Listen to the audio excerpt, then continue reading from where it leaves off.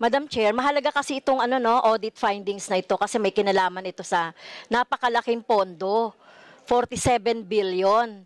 At siguro naman, hindi lang isang member ng DOH ang involved dito. Actually, 11 to, no, Madam Chair. So, kung bubusisiin ko to isa-isa, tatanungin ko kung ano yung mga naging process, bakit nagkaroon ng ganito. So, Madam Chair, diretso na lang po ako kay, kay Secretary, former Secretary Duque. So, you have transferred, your office transferred 47.6 billion to PSDBM without the MOA. Tama po ba, Madam Chair? Tama po. Hindi po kami nag-MOA batay po sa PSDBM Manual of Procedures. Hindi daw po sila from the very start requiring MOAs for common use supplies and equipment. And the PSDBM is here, Madam Chair, to perhaps validate what I said. Okay, mamaya na po ang PSDBM. Marami rin po akong tanong dyan, Madam Chair. So walang MOA. So, ibig niyo sabihin, ipinagkatiwala niyo na lang po itong 47.6 billion sa PSDBM, walang terms of reference between parties, including yung mga technical specifications or quality standards ng mga items to be procured, delivered, or schedule and remedies in case of default. So, basta binigay nyo lang po yan. Para saan po yan? Ano pong mga deliverables ang gusto ninyong mangyari dyan sa 47 billion, Madam Chair? Madam Chair, yung pong transfer ng funds, yan po ay batay sa 5 o 6 na batas. Yung letter of instruction 799 EO 359, yung AO 285, reiterated twice in the General Appropriations Act. Yes, Madam Chair, with due respect, former Secretary, no, ang tanong ko po, yung 47 billion na yan, ay para saan yan? At ano-ano? Ano ba ang mga equipments? Yan ba ay mask? Yan ba ay COVID-19? Ano man yung pangangailangan yan? So, wag po niyo po akong bigyan ng mga batas-batas na may kinalaman doon sa legality ng transfer. Ang tanong ko po ay, kung ano po, saan niyo po gagamitin yan o bakit ibinigay nyo ng buong-buo. Sa PSDBM, wala man lang kayong MOA, wala man lang kayong nilagay na ano bang mga items ang kailangan ninyo, yung mga terms and condition, etc. Kasi alam ko po may mga standard din kahit na yung mask, kahit na yung face shield, kahit na COVID-19 vaccine, di ba? Meron dapat yan. So, wala lang, binigay nyo lang dahil may ganyang may mga sinasabi kayong batas po. At ang isa pa po, ito ay inauthorize ni former President Duterte. Tama? In his public pronouncements, the transfer was done because of the public health emergency which he declared sometime in March. Yung pong katanungan, ibalik lang po, Madam Chair, may listahan na po ang procurement supply chain management ng DOH. Kung pwede po ang Madam Chairperson to instruct the DOH procurement supply chain to furnish a copy of all the items that were procured with this amount, Madam Chairperson. Yes, thank you, Madam Chair. Kasi sinasabi niyo po kasi, former Sec, sinasabi ninyo dahil sinabi ito ng sinasabi niyo mga batas, pero ang tinatanong ko po ay kung kayo mismo ang nag-order sa PSDBM ng mga ganitong items. So sa inyo po ba nanggaling yung mga items na in-order o yung PSDBM yung nag-decide kung ano lang yung mga dapat na bilhin?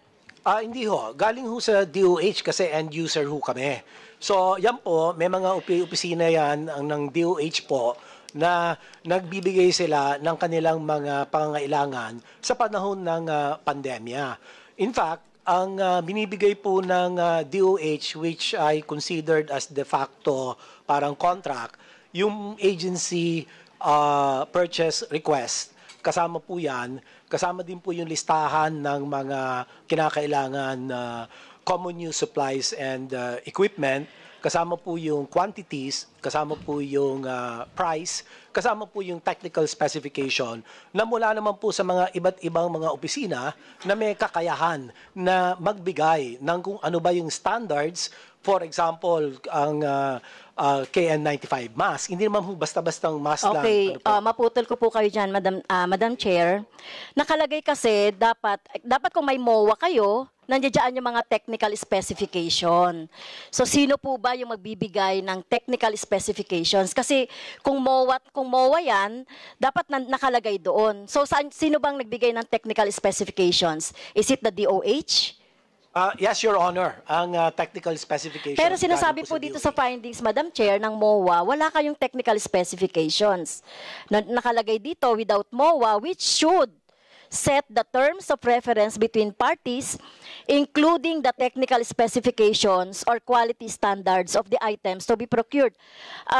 Wala po kayong binibigay kasi wala naman kayong MOA. Madam Chair, excuse me for admin lang, nakapag-oath po ba? Okay. So sinasabi nyo, wala po kayong MOA. So nakalagay sa MOA po, Madam Chair, nandun yung technical specifications. And then you are saying merong technical specifications na binigay kayo sa PSDBM kasi ang nakalagay dito sa report po, Madam Chair, ng COA ay wala. Meron po ang technical specifications, binibigay po yan kasama doon sa atin na agency purchase request. Kasama po yung mga quantities and prices at yan po ang yung agency procurement plan, yung procurement project management at Okay. marami pa pong mga Okay. Thank you, documents. Madam Chair. Can you submit that, Madam Chair, yung pati yung meron po siyang yung nakalagay po na ni-receive po ng PSDBM, including yung mga technical specification. Kasi number 2, sa findings po, nakalagay dito, the DOH failed to supply the PSDBM with complete technical specification and other relevant standard requirements on COVID-19 items in the APRs relative to its fund transfer, amounting to 47.6. Sabi pa rito, Madam Chair, such failure resulted in PSDBM's procurement of COVID-19 items without complying with the quality and safety standards. So yan po, no? Yung number 2 na item na findings ng COA. So, di ko po alam kung sino nagsasabi ng totoo, kung nagsasabi po si former Secretary Duque ng tama o yung PSDBM. So, tignan ko po kung talagang meron kayong terms of reference to be submitted, Mr. Chair. Madam Chair. Nakalagay din dito, Madam Chair, the DOH did not appropriately exercise admin control in ensuring the availability of PPEs and other medical supplies and suitable warehouse facilities for the items. Okay? Hindi po kayo nagmo-monitor mga delivery, okay, na galing sa Pharmally. Madam Chair, so yun po yung mga ano dito, no? Mga findings dito. Did not monitor the liquidation of the fund transfer in the amount of 38 billion and 8 billion with the validity period set until June 30, 2021. So, ano pong comment dito ng former Secretary Duque, Madam Chair?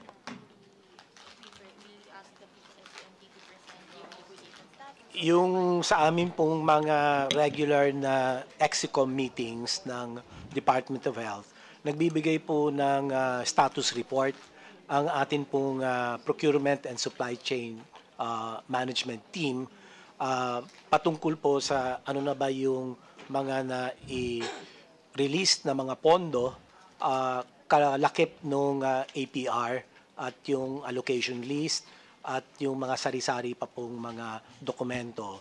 Ako po ay nakikiusap na kung pwede po yung procurement supply chain management ng DOH ay magbigay po ng mga dokumento patungkol po dito. At pangalawa po, meron pong sagot ang Department of Health dito sa consolidated comments and justifications doon po sa fraud audit na isinagawa ng COA.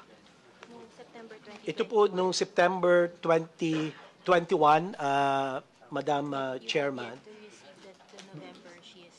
But hindi ko pa ho natatanggap yung November na sinasabi ninyo noong 2023 kasi ako po ay nagtapos ng pagiging kalihim noong June 30, 2022. So, ang reference po ay ito, bibigyan ko po kayo ng kopya para po malinaw yung inisa-isa pong kasagutan ng Department of Health. In fact, kung hindi po ako nagkakamali, yung OIC ng DOH, si Yusek Vergere, ang lumagda doon sa kasagutan ng DOH. Inisa-isa po ang mga kasagutan doon sa fraud audit report ng COA.